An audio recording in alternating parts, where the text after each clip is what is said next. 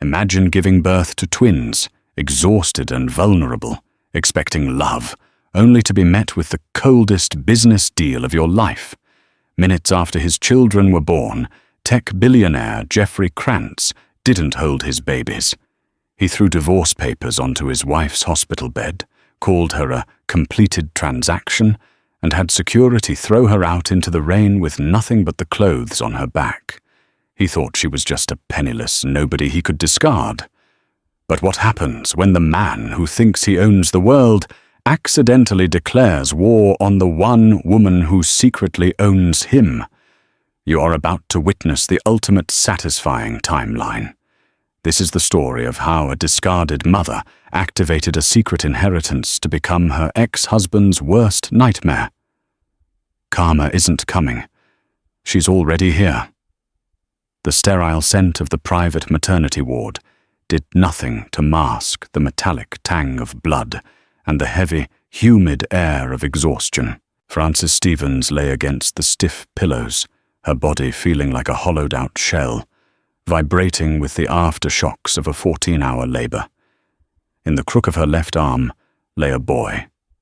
In her right, a girl. They were tiny, red-faced, and miraculously silent for the moment, wrapped in the cashmere blankets Jeffrey had insisted on purchasing months ago. She looked up, eyes swimming with tears of sheer, overwhelming love, expecting to see her husband's face softened by the miracle they had just created. Jeffrey Krantz stood at the foot of the bed. He was not looking at the twins. He was checking his reflection in the darkened window of the suite, adjusting the knot of his silk tie.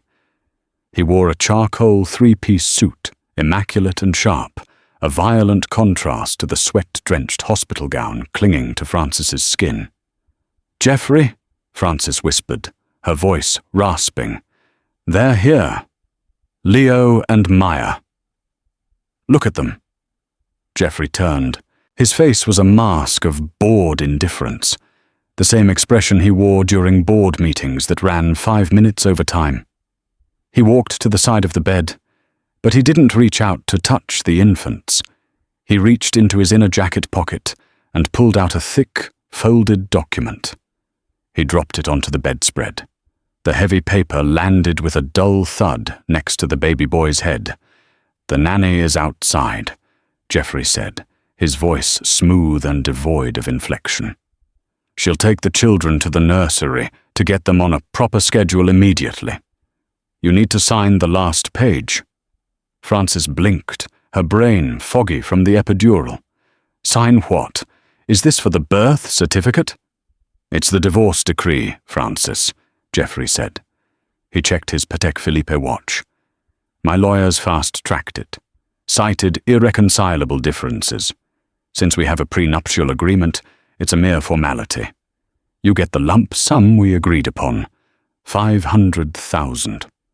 Enough to start over somewhere. Quaint, far away from here." The air left the room. Frances felt the blood drain from her face, making her lightheaded. "Divorce? Jeffrey, I just gave birth 10 minutes ago. We're a family." Jeffrey let out a short, cold laugh. It was a sound devoid of humor, sharp as a guillotine blade. "We were a transaction, Frances. Be realistic. I needed legitimate heirs to secure the Krantz Trust. You needed, well, everything. You were a barista with student debt when I found you. I gave you 2 years of luxury. Now I have my son and daughter. You have your payout."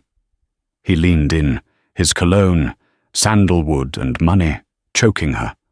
"Don't look so shocked. You played the part of the doting wife well enough. But let's not pretend you belong in my world. You're plain, Frances. Simple. And now that the pregnancy has stretched you out, you're no longer decorative." "I'm the mother of your children," Frances sobbed, clutching the babies tighter, as if to shield them from his words. The little boy, Leo, began to whimper, sensing her distress. "Biologically, yes. Legally? My lawyers have argued that your current financial instability renders you unfit for primary custody. You'll get visitation.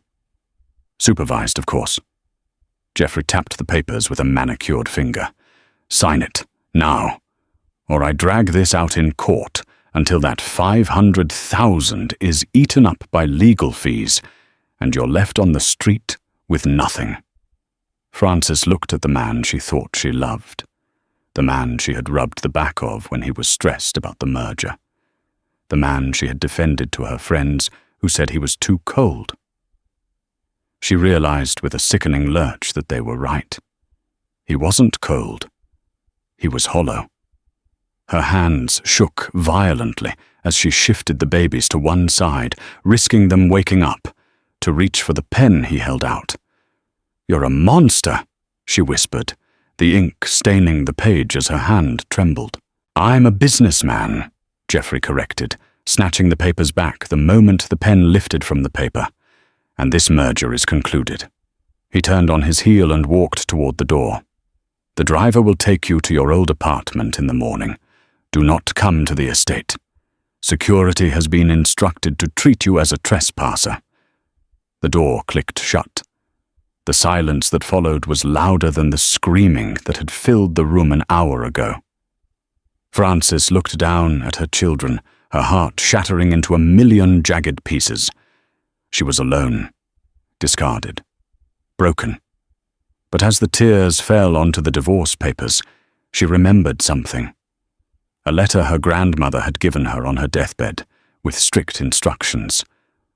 Open only when you have lost everything. She reached for her purse on the bedside table, her fingers brushing against the old yellowed envelope tucked inside. The envelope felt heavy, heavier than paper had any right to be. Frances's fingers, still trembling from the shock of Geoffrey's departure, struggled to tear the wax seal. It was an archaic thing, stamped with a crest she didn't recognize, a phoenix rising from a bed of thorns. Inside was a single sheet of parchment and a black titanium card with nothing but a phone number embossed in gold. Frances unfolded the letter. Her grandmother's handwriting, usually shaky in her final years, was firm and sharp here. "My dearest Frances, if you are reading this, the world has broken you. You have likely been discarded by a man who saw your kindness as weakness. You think you are the daughter of a poor seamstress, and for your safety, that is who you had to be. But silence has an expiration date. I was not just Nana. I was Ilara Vane, sole heiress to the Vane Blackwood Distinct. We own the mines your husband buys his silicon from. We own the shipping lines that carry his products. We own the banks that hold his debt. I walked away 40 years ago to save my soul, but I kept the control keys. They are yours now, but only on one condition. You must be entirely free of attachments. If you are reading this, you are alone. And because you are alone, you are now the most powerful woman on earth. Call the number, wipe your tears, and burn this letter." Frances stared at the paper. Vane Blackwood? It was a name spoken in whispers on the news, a shadow conglomerate that old money feared. It couldn't be true. Her Nana clipped coupons for cat food. Before she could process the revelation, the door to the suite opened. It wasn't Geoffrey. It was a woman in a grey uniform, followed by 2 burly security guards. The nanny. She looked at Frances not with sympathy, but with the impatient disdain one reserves for a stain on a carpet. "Miss Stevens," the nanny said, omitting the Mrs. with surgical precision. "Mr. Krantz has instructed me to collect the infants, Leo and Maya, for transport to the estate. The nursery is ready." "They need me," Frances croaked, instinctively covering the twins with her body. "They need to breastfeed. They're an hour old." "Mr. Krantz prefers formula. It's more efficient and less primal," the nanny sneered. She nodded to the guards. One of the guards stepped forward, his face impassive. "Mom, please don't make a scene. You signed the custody agreement. You have no legal standing here right now." Frances felt a scream build in her throat, a primal roar of a mother being severed from her heart, but she looked at the letter in her lap. Silence has an expiration date. If she fought them now, physically, she would be arrested.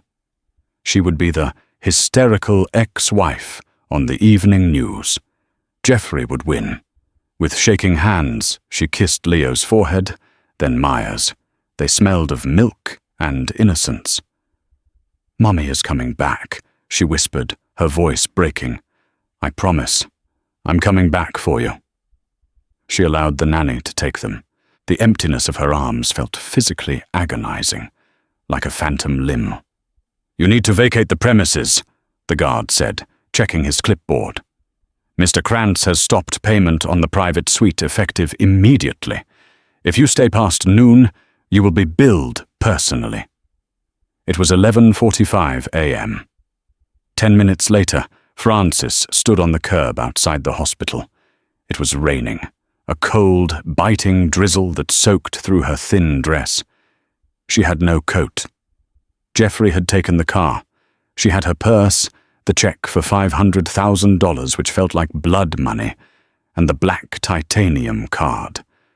Her body screamed in pain. She was bleeding, swollen and hormonal, standing in a puddle of dirty water, while sleek black SUVs rolled past.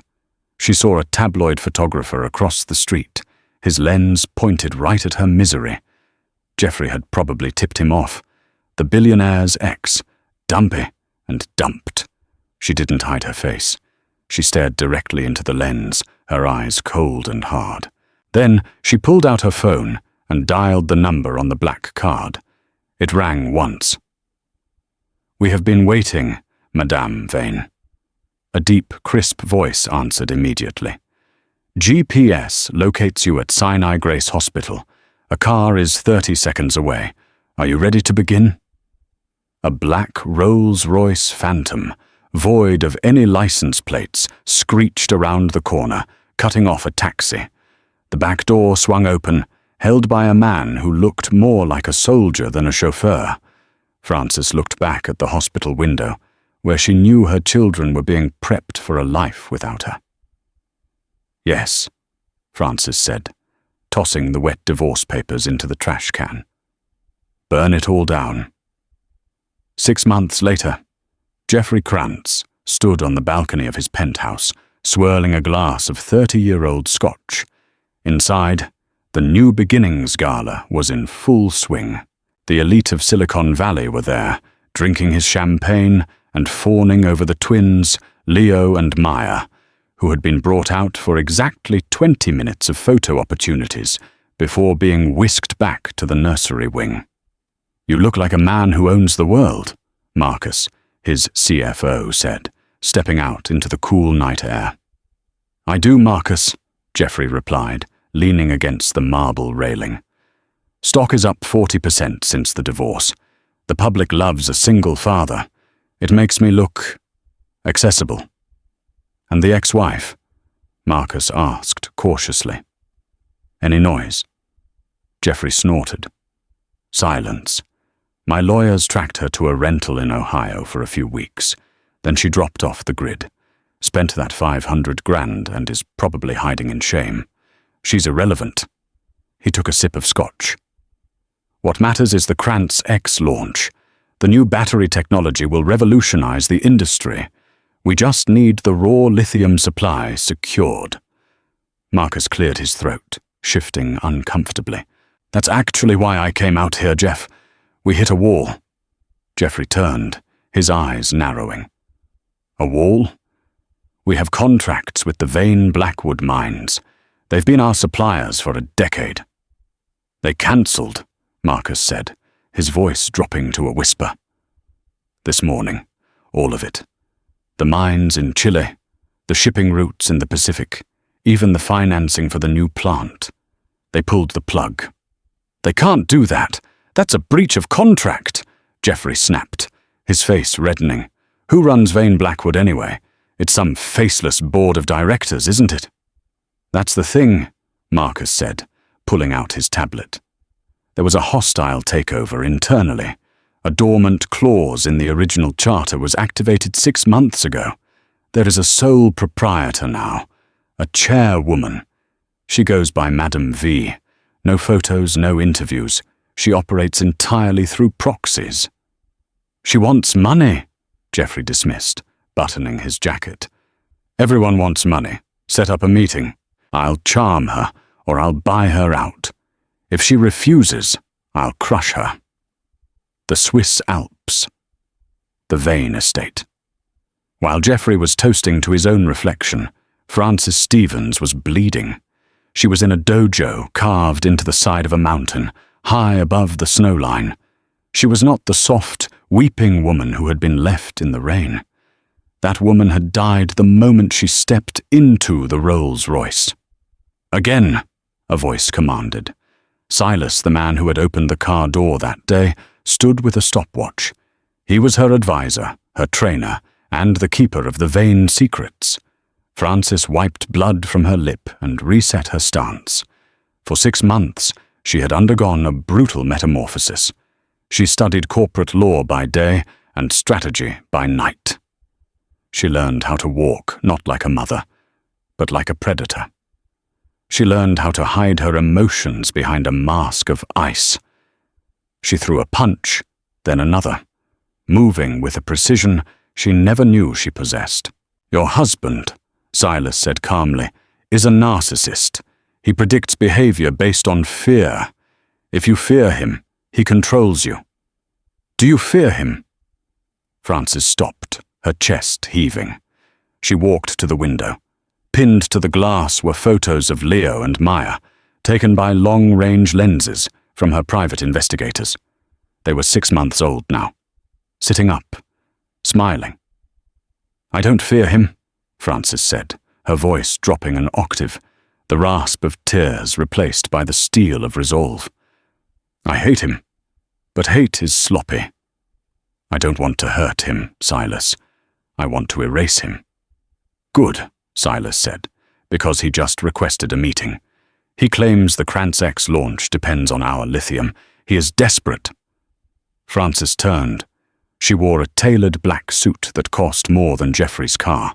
Her hair was cut into a sharp, angular bob, dyed a midnight black that accentuated the new hardness in her eyes.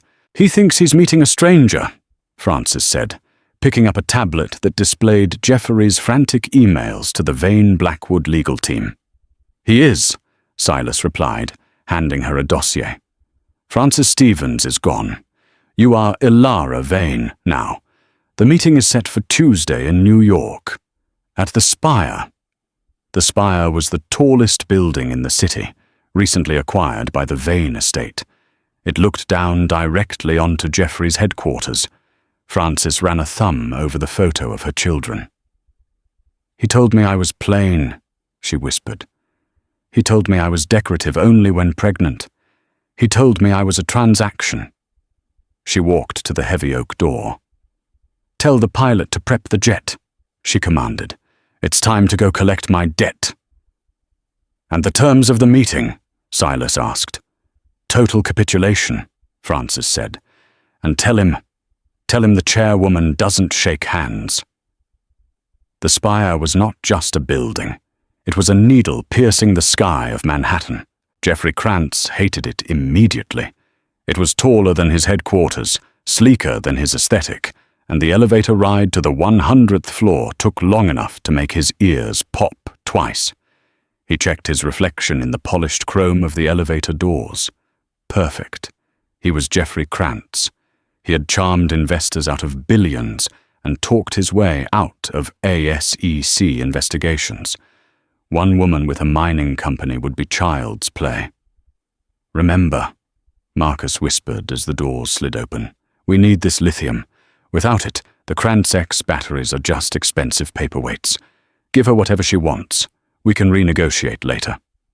I always get what I want, Marcus, Geoffrey said, stepping into the atrium. The room was vast, walled entirely in glass, floating above the clouds. The air was kept at a biting 65 degrees. There was no furniture, save for a single, long table made of black or obsidian in the center of the room. Standing at the far end of the table, silhouetted against the blinding white of the midday sun, was a figure. She wore a suit of sharp white architectural silk that looked like armor. Her back was to them. She was looking out at the city below, her posture rigid, commanding. Silas, the large man from the hospital, stood by the door. He didn't speak. He simply gestured for them to sit. Geoffrey sat. The chair was low, forcing him to look up at the woman standing. A subtle power play. He smirked. Amateur theatrics. "Madam Vane," Geoffrey began, pitching his voice to his signature, reasonable visionary tone. "I appreciate you taking the time. There seems to be a misunderstanding regarding our supply chain. I'm sure we can resolve this like rational adults." The woman didn't turn. "Rationality is subjective, Mr. Krantz," she said. Geoffrey froze. The voice. It was lower, huskier, stripped of the soft, apologetic cadence he was used to. But the timbre, it triggered a memory buried deep in his lizard brain. "I'm prepared to offer you 20% above market rate for the Chilean lithium," Geoffrey pressed, ignoring the itch of recognition at the back of his neck. "And a seat on the Krantz Global Board. It's an opportunity most would kill for." "I don't need a seat at a table I already own," she said. Slowly, deliberately, she turned. Geoffrey Krantz stopped breathing. The woman before him was striking. Her hair was a geometric black bob that framed a face of porcelain stillness. Her lips were painted a deep blood red. She looked like a runway model, a CEO, and an assassin rolled into one. But it was the eyes. Those large, almond-shaped eyes. He had seen them cry over spilled milk. He had seen them widen in pain during childbirth. He had seen them plead with him as he signed the divorce papers. "Francis," he whispered, the name slipping out like a curse. Marcus dropped his pen. It clattered loudly on the obsidian table. "Geoffrey, is that—" Geoffrey stood up, his chair scraping violently against the floor. A nervous laugh bubbled up in his throat. This is a joke. A body double? Did you get plastic surgery? What is this?" Francis walked slowly toward him. The click of her heels echoed like gunshots in the silent room. She didn't blink. "Sit down, Geoffrey," she commanded. It wasn't a request. Geoffrey sat. His legs suddenly felt like water. "You look well," she said, her eyes scanning him as if he were a spreadsheet with an error. "The stock price suits you, though I see you're still wearing the tie I bought you for your birthday. The one you said was too domestic." "How?" Geoffrey choked out. You're broke. You're nobody. I checked the accounts. You're in Ohio." "Francis Stevens is in Ohio," she corrected, resting her hands on the table. She was a naive girl who thought love was a currency. She died in a maternity ward 6 months ago. You killed her, Geoffrey. She leaned in, the scent of expensive perfume washing over him.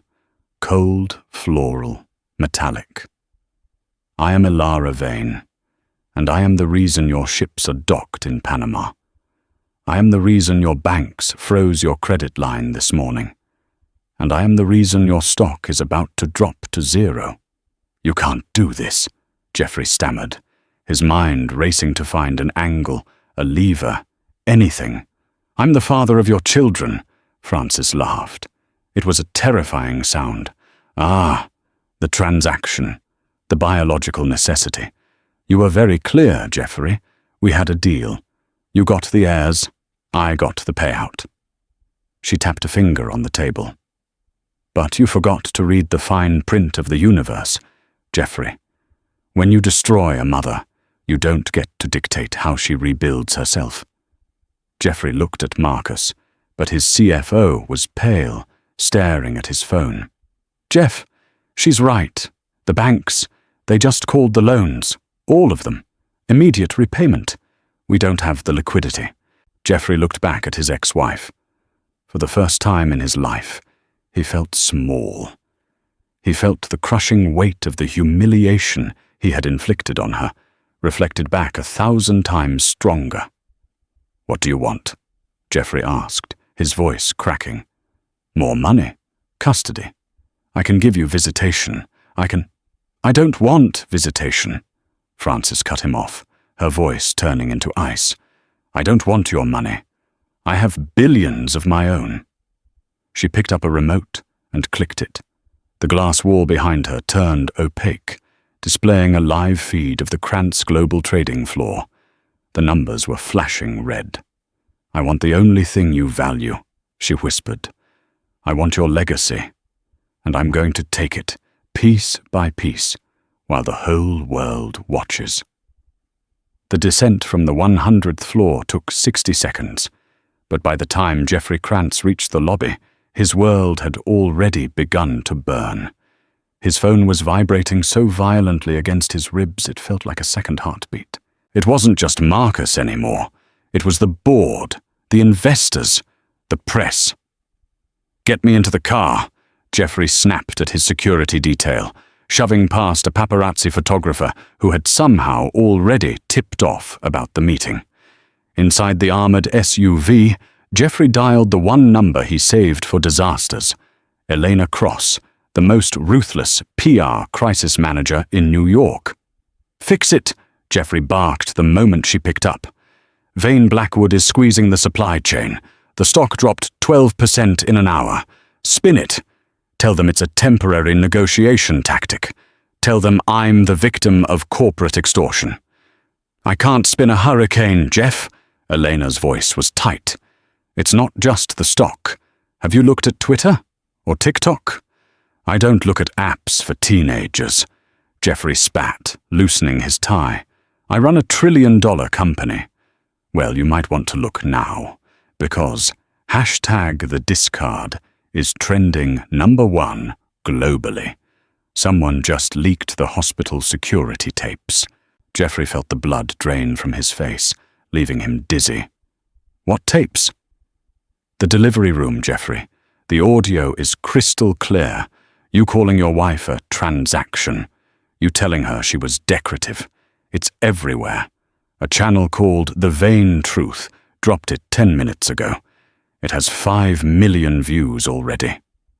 Jeffrey fumbled with his phone, his fingers slick with cold sweat. He opened the video link Elena sent. There, on his own screen, played the worst moment of his life in high definition. The grainy security footage from the maternity ward showed Frances, exhausted and bleeding, holding their newborns. It showed him checking his watch. It captured every cruel syllable of his voice. "Biologically, yes. Legally, you're unfit." The comments section was scrolling so fast it was a blur of rage. He threw her away like trash. "Boycott Krantz. I just cancelled my Krantz X pre-order. This man is a monster." "It's taken out of context," Jeffrey shouted at the empty car. "It's edited. Deepfake." "It's verified," Elena said, her voice turning cold. "The metadata is authentic. Jeff, the board is calling for an emergency vote of no confidence. You need to get ahead of this. You need to go on air. Now, show them you're human. Cry if you have to." Jeffrey hung up. He wasn't going to cry. He was going to fight. He ordered the driver to take him to the studios of MarketWatch Live. Barry Strong, the host, was an old drinking buddy. Barry would give him a softball interview. He could frame Frances, no, Madame Vane, as a bitter, vindictive ex-wife out to destroy American innovation. 1 hour later. Live broadcast. The studio lights were blinding. Jeffrey sat in the leather chair, makeup plastered over his pale skin. He forced his signature confident smile, but his eyes were darting nervously. "We're joined by Jeffrey Krantz," Barry Strong announced to the camera. "Jeffrey, talk to us. The internet is painting you as a villain today." But we know business is complicated. What's your side?" "Thank you, Barry," Jeffrey said, leaning in. "Look, divorce is painful. It's private.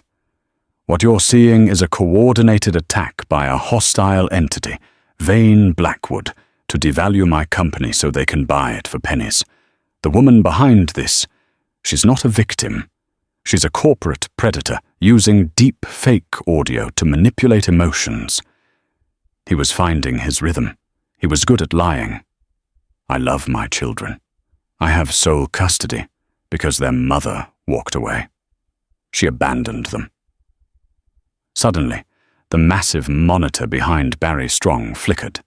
The MarketWatch logo disappeared, replaced by a stark black screen with a white phoenix crest.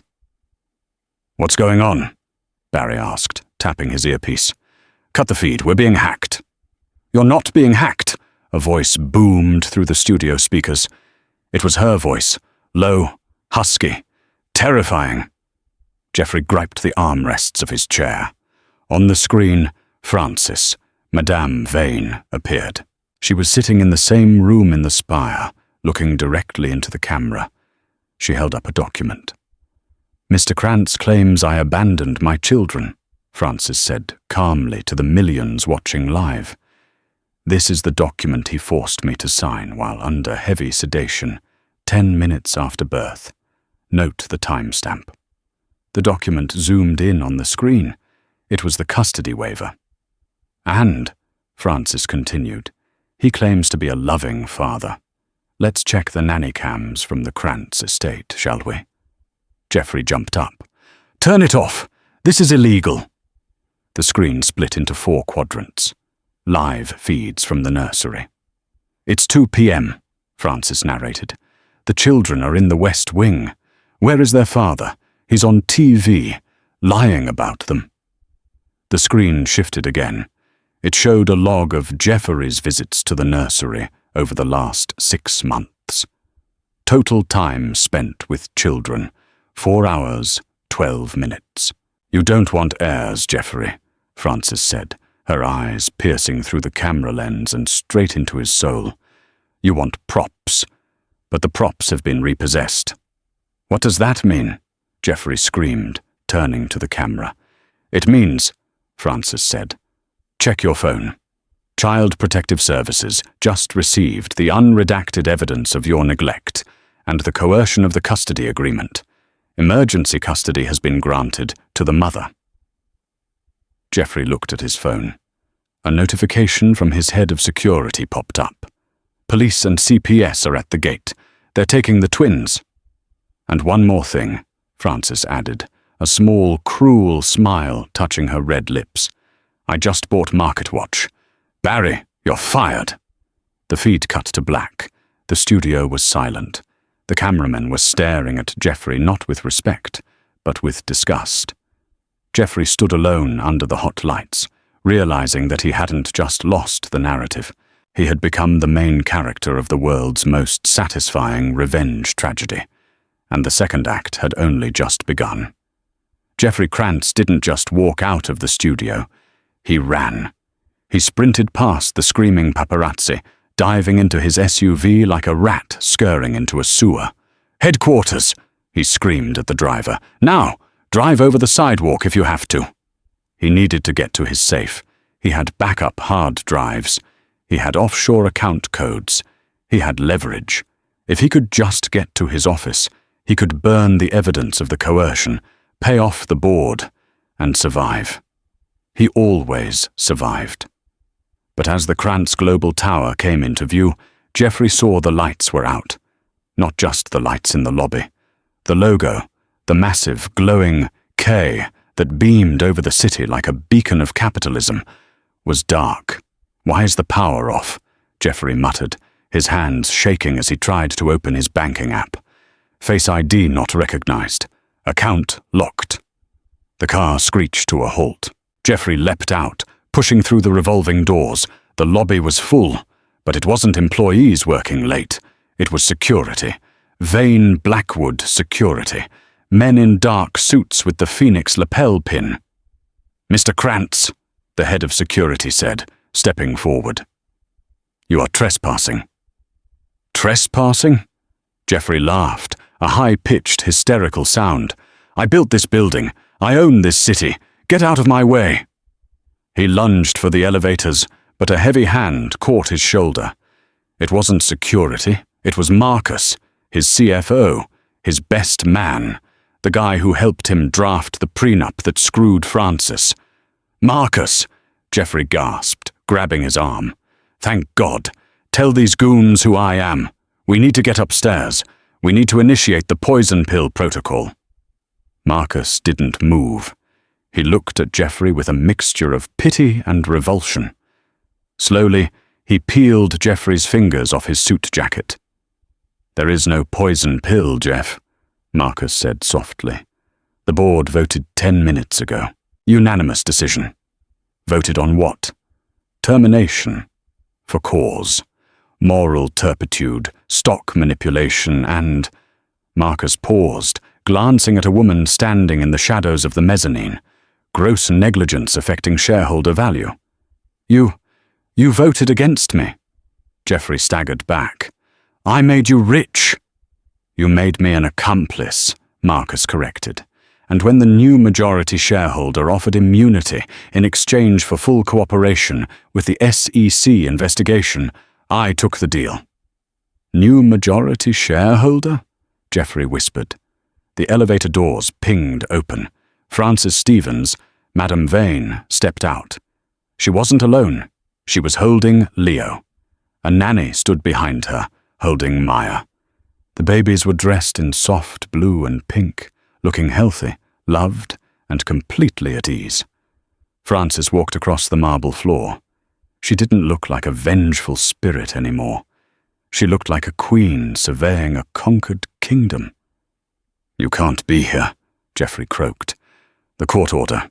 It hasn't gone through yet." "The emergency custody order was signed by a judge 20 minutes ago," Frances said, her voice echoing in the silent lobby. "Based on the evidence provided by your own staff. The nanny you hired, she's been on my payroll since the day you hired her. She documented every skipped visit, every cold remark, every hour of neglect." Jeffrey felt his knees hit the floor. He hadn't realized he had fallen.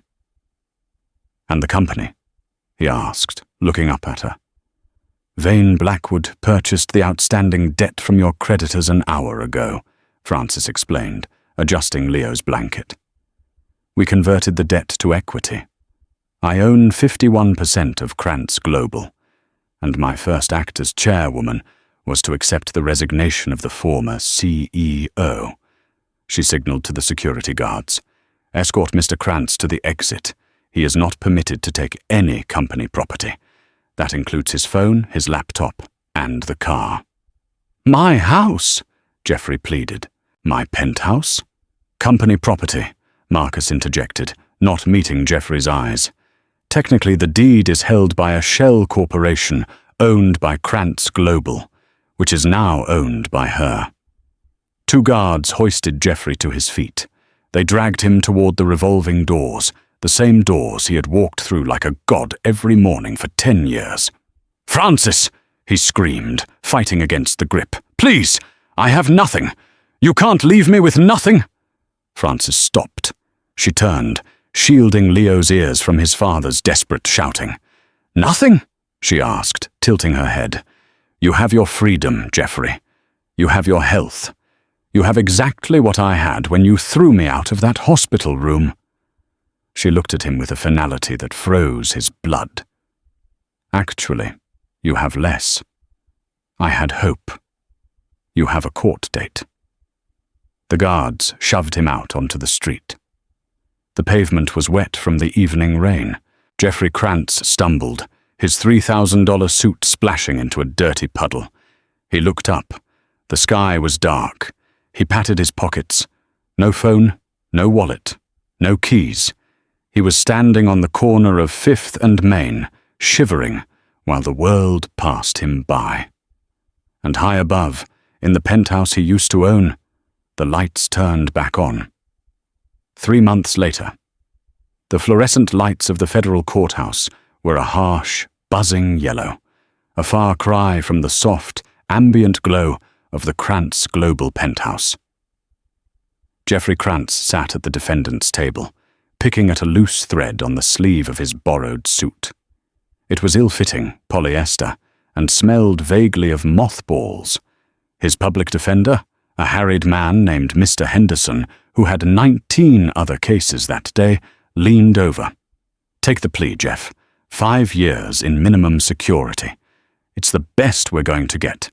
The evidence provided by your former CFO is overwhelming." Jeffrey didn't answer.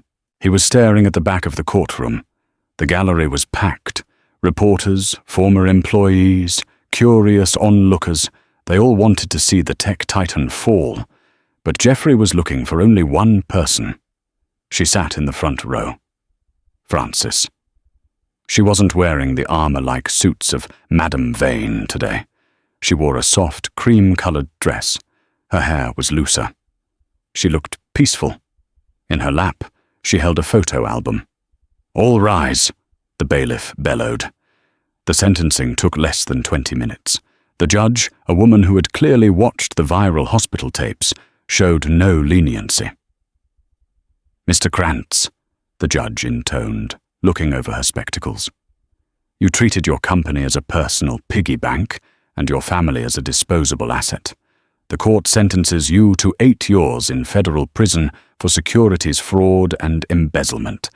Restitution to the shareholders will be seized from your remaining assets, if any exist." The gavel banged. It sounded like a coffin lid slamming shut.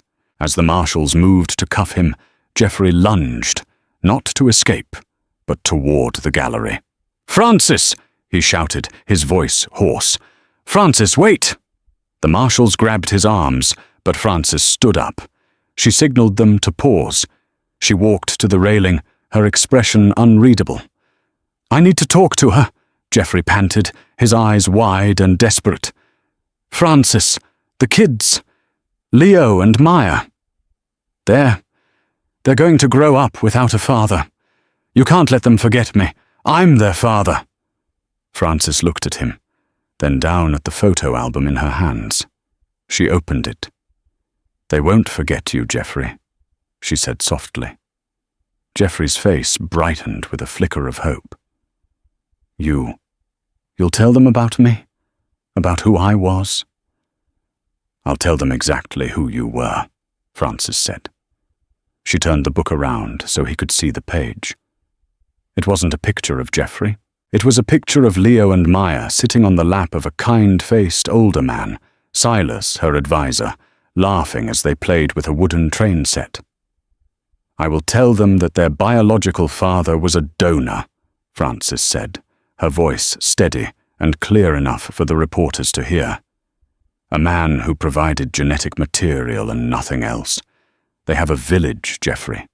They have uncles, aunts, and a mother who adores them. They are surrounded by love. They don't have room for a ghost." "A donor," Jeffrey recoiled as if slapped. "I built an empire for them." "No," Frances corrected, closing the book. "You built an empire for yourself, and you used them as props to make it look human. But props don't love you back, Jeffrey." She turned to walk away. "Wait!" Jeffrey screamed, fighting the cuffs. The letter your grandmother left.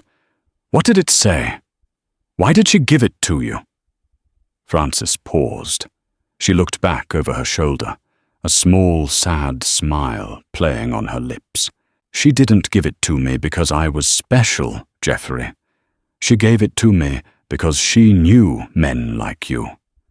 She knew that one day you would mistake my kindness for weakness, and she wanted to make sure I had a hammer when you finally turned into a nail." She nodded to the marshals. "He's all yours." "Frances!" Jeffrey howled as they dragged him toward the side door. "I'm Jeffrey Krantz. I'm a visionary. The heavy metal door clicked shut, cutting off his scream. The courtroom was silent. Frances took a deep breath, inhaling the air of a life finally, truly clean. She walked out of the double doors, past the flashing cameras, and into the sunlight. Her phone buzzed. It was a text from the nanny. Video attachment. Leo taking his first steps. Frances pressed play. On the tiny screen, her son wobbled, laughed, and took a step toward the camera, his eyes bright and full of trust. She smiled, deleted Jeffrey's contact from her phone forever, and hailed a cab.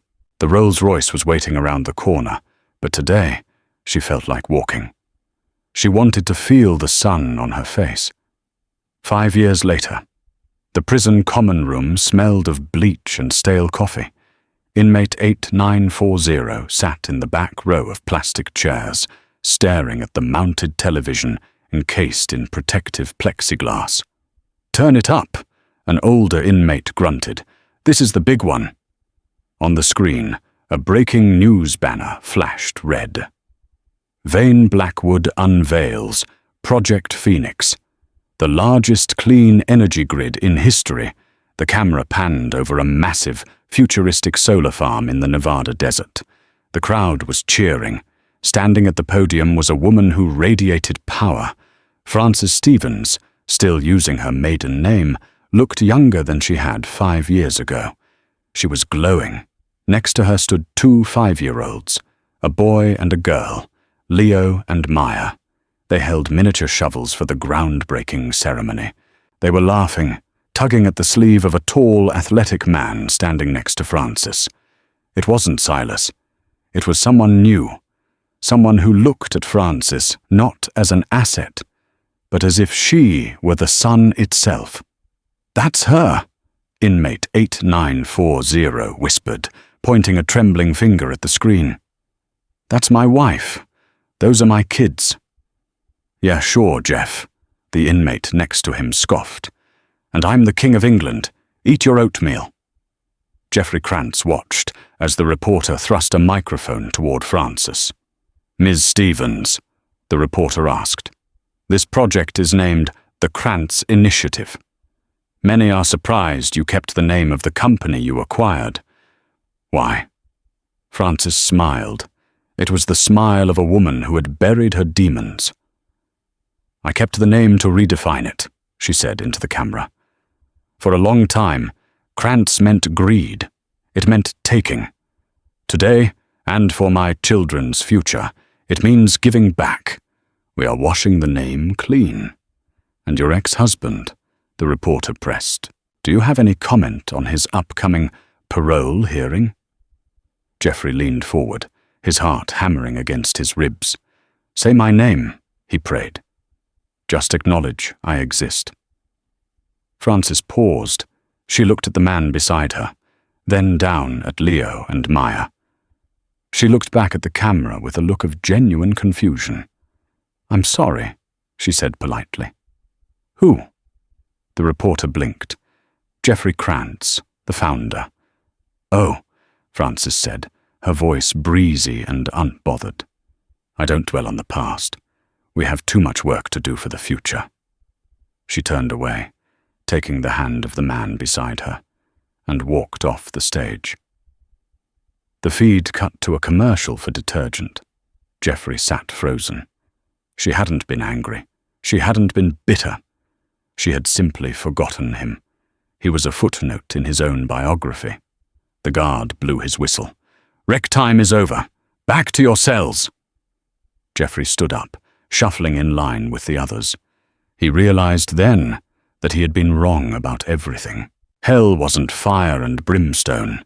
Hell was sitting in a cage, watching the people you threw away build a paradise without you, and realizing that not even your name survived the fire.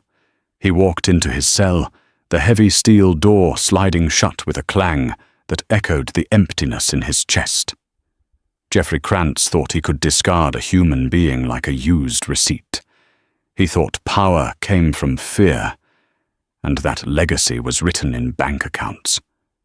But in the end, he learned the most brutal lesson of all. When you treat people like transactions, you end up with a balance of zero. Frances didn't just survive his betrayal. She used the stones he threw at her to build a castle he couldn't enter. Justice isn't always a gavel. Sometimes, justice is just a woman walking into the sunlight, forgetting the name of the man who tried to break her. If you enjoyed this story of karma, betrayal, and the ultimate comeback, please hit that like button. It helps us share more stories of justice served.